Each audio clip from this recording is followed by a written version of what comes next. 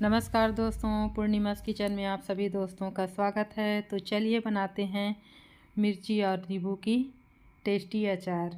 तो मैंने मार्केट से ले लिया है दोस्तों 1 किलो मिर्ची और ले लिए हैं कुछ अच्छे से नींबू। कुछ नींबू बड़े हैं दोस्तों और कुछ नींबू छोटे। तो चलिए इसको अच्छे से धो लेते हैं दोस्तों। मैंने 2 पानी अच्छे से धो लिया है। हमने बांस की बड़ी सी टोकरी ली है दोस्तों, उस पर बिछा देते हैं कपड़ा और उसमें डाल देते हैं नींबू और मिर्ची को। क्योंकि हमारे नींबू और मिर्ची में पानी है दोस्तों, तो इसको हमें धूप में सुखाना पड़ेगा कम से कम 2 से 3 घंटे, ताकि नींबू मिर्ची का पानी अच्छे से सूख जाए और हमारा अचार लॉन्ग टाइम तक अच्छे से बना रहे। तो 2-3 घंटा मैंने धूप दिखाया है दोस्तों। अब चलिए नींबू को और मिर्ची को कट करते हैं। तो मैंने मिर्ची को आप जैसे भी चाहें आप कट कर सकते हैं। चाहे उसको पीसेस में काटिए या फिर टुकड़ों में काट लीजिए, आपकी इच्छा है। मैं थोड़े लंबे लंबे पीस काट रही हूँ। देखिए दोस्तों, मैंने दोनों प्रकार से काटे हैं, छोटे छोटे पीस भी और बड़े पीस भी। अब हमको इसी तरह नींबू को भी काट लेना है। तो नींबू को भी मैं कम से कम एक नींबू को 3 से 4 टुकड़े में काटूंगी दोस्तों, ताकि वो अचार के साथ अच्छे से मिक्स हो जाए।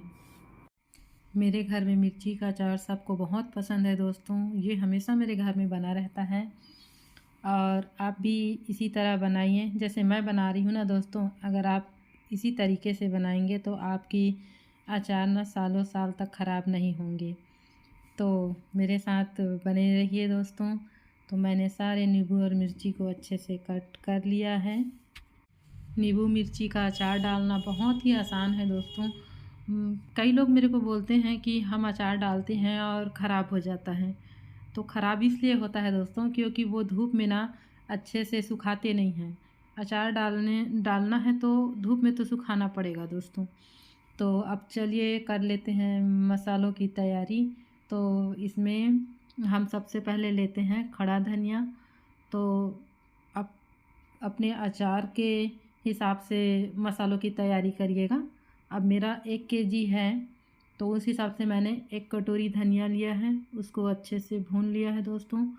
अब उसको हम पलट देते हैं बर्तन में। और यहाँ पर हमने लिया है मेथी। मेथी को हमने बहुत कम लिया है क्योंकि ये थोड़ा सा कड़वा होता है दोस्तों। तो इसको अचार में कम ही डालिए, नहीं तो ये अचार को कड़वा कर देगा।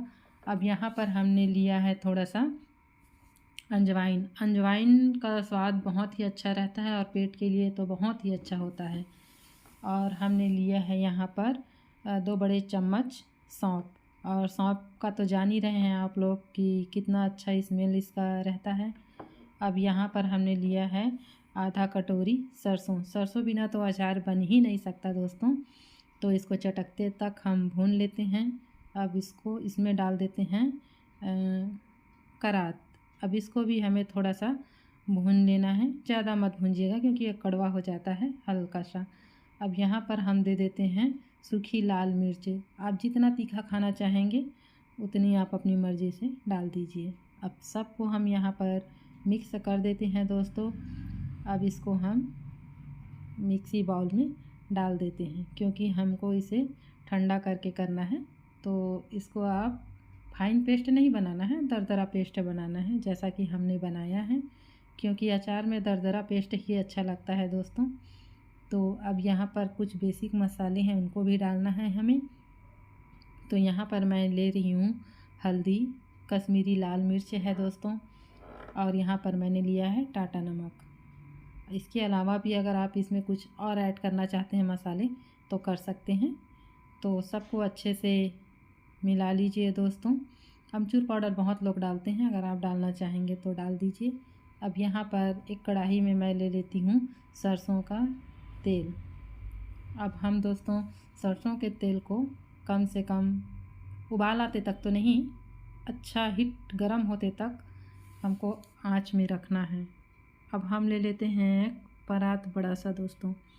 अब इसमें डाल देते हैं हमने जो काटी है ना मिर्ची और नींबू, उसको। तो यहीं पर हम डाल देते हैं जो मसाला हमने तैयार किया है उसको। तो कुछ मसालों को बचा कर रख लीजिए दोस्तों। अब सबको मिलाना है तो हमें हाथ से ही मिलाना होगा दोस्तों, क्योंकि चम्मच में अच्छे से मिल नहीं पाएगा। अब यहीं पर हमको दे देना है नमक। नमक को थोड़ा तेज़ रखिएगा, क्योंकि नमक तेज़ रहता है ना तो अचार ख़राब नहीं होता है। अब यहाँ पर अब डाल देना है, एक बार आप तेल को चेक कर लीजिए, उबल तो नहीं रहा है। अब यहाँ पर तेल अच्छे से गरम है हमारे, तो अचार में डाल देते हैं। देखिए डालते ही इसमें से बुलबुले आने स्टार्ट हो गए हैं, मतलब तेल हमारा सही टेम्परेचर में गरम है। अब तेल गरम है इसलिए आपको करछुल के माध्यम से ही मिलाना पड़ेगा, जैसे कि मैं मिला रही हूँ। देख लीजिए अच्छे से मिलाइएगा, तेल और मसाले हमारे नींबू मिर्ची में अच्छे से मिक्स हो जाएं। देखिए दोस्तों कितना ही अच्छा लग रहा है और मुंह में पानी भी आ रहा है। तो यहाँ पर जो मैंने बड़े साइज के नींबू रखे थे ना दोस्तों, एक को मैंने नहीं काटा था, क्योंकि यहाँ पर हमको इसके रस को निकालना है। इसमें डाल दीजिए ताकि ये जल्दी से खट्टा हो जाए और इसका स्वाद ना एकदम अच्छे से आए। मैंने दोनों नींबू को अच्छे से रस को निकाल लिया है और यहाँ पर मिला देते हैं। अब आप इसे किसी भी जार या बर्नी में भर सकते हैं दोस्तों। ये तो लगभग तैयार हो चुका है। मैं कांच की बर्नी में नहीं भरूंगी, क्योंकि मेरे यहाँ बच्चे अक्सर कांच की बर्नियाँ तोड़ देते हैं और मेरा अचार भी ख़राब हो जाता है। इसलिए मैं इसको एक प्लास्टिक वाले डिब्बे में भर देती हूँ। देख रहे हैं पूरा अचार मैंने डिब्बे में डाल दिया है और इसको ढक्कन लगाकर कम से कम 1 हफ्ते के लिए छोड़ दीजिए। या तो ये ऐसे भी तो रेडी हो चुका है, अगर आप खाना चाहें तो खा सकते हैं, लेकिन 1 हफ्ते के लिए छोड़ दीजिए ताकि इसका टेस्ट और अच्छे से आए।